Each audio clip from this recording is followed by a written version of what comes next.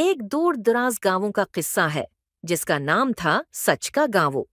यहाँ के लोग हर हाल में सच बोलने पर यकीन रखते थे। गांव की सरसब्ज वादी में हर तरफ खुशियां ही खुशियां थीं, लेकिन इस गांव के किनारे पर एक परासरार दरख्त था जिसके बारे में कहा जाता था कि वो अपनी जगह से कभी हिलता नहीं, जैसे किसी राज की हिफाजत कर रहा हो। एक दिन एक नौजवान लड़का अकबर उस दरख्त के करीब गया। अकबर तजस्सुस से भरा हुआ नौजवान था और उस दरख्त के बारे में कहानियां सुनकर हमेशा सोचता था कि आखिर इस दरख्त में ऐसा क्या खास है जो गांव वाले इससे दूर रहते हैं। अकबर ने अपने दोस्त अली को कहा, यार, मैंने सोचा है कि आज उस दरख्त के पास जाकर देखूं कि वहां ऐसा क्या है जिससे सब डरते हैं। अली ने हैरान होते हुए कहा, कबर, पागल मत बनो। सब कहते हैं कि जो भी इस दरख्त के करीब गया है उसके साथ कुछ बुरा हुआ है। अकबर ने हंसते हुए जवाब दिया, मैं उन कहानियों पर यकीन नहीं रखता। अगर डर के मारे कुछ जाना छोड़ दें तो जिंदगी में हम कभी कुछ नहीं सीखेंगे।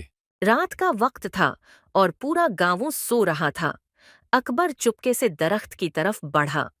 जैसे ही वो दरख्त के पास पहुंचा, उसे एक सर्द सी हवा का झोंका महसूस हुआ।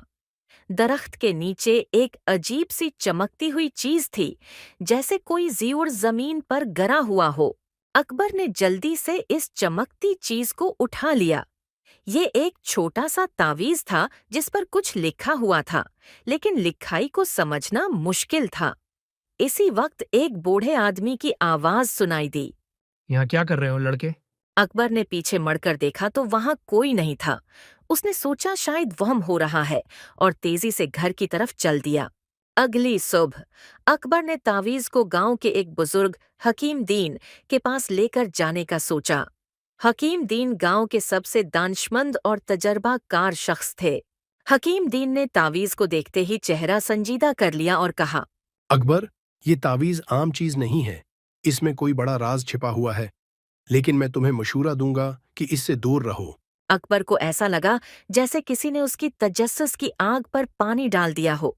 उसने हकीम दीन की बात सुनी करते हुए कहा, मुझे ये राज मालूम करना है चाचा।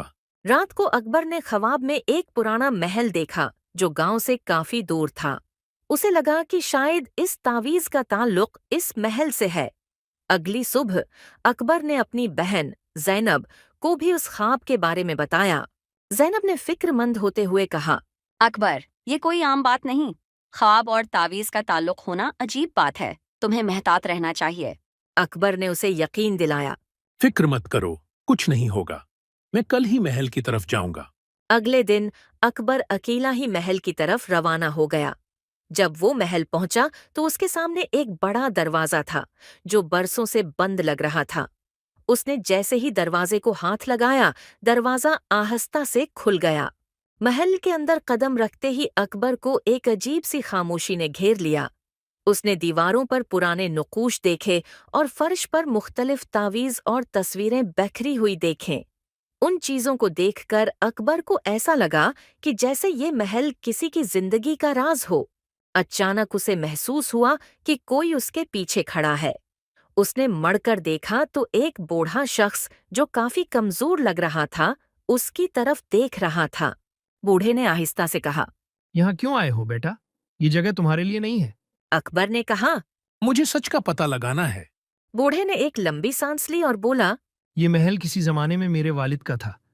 वो बहुत जालिम थे और अपनी दौलत को छिपाने के लिए उन्होंने ये महल बनवाया। जिस दरख्त के नीचे तुमने वो तावीज़ पाया, वो इस दौलत का राज छिपाने के लिए बनाया गया था। लेकिन इस दौलत पर लानत थी। जो भी उस दौलत को लेने की कोशिश करता, उसकी जिंदगी बर्बाद हो जाती। अकबर के दिल में खौफ की लहर दौड़ गई, लेकिन उसने हिम्मत करके पूछा, क्या इस दौलत का अभी भी कोई असर है? बूढ़े ने जवाब दिया, ये लानत अभी भी कायम है। अगर तुमने उस राज को छुड़ाने की कोशिश की तो तुम्हें भी बर्बादी का सामना करना पड़ेगा। अकबर ने बूढ़े की बात सुनकर महल से वापसी का फैसला किया।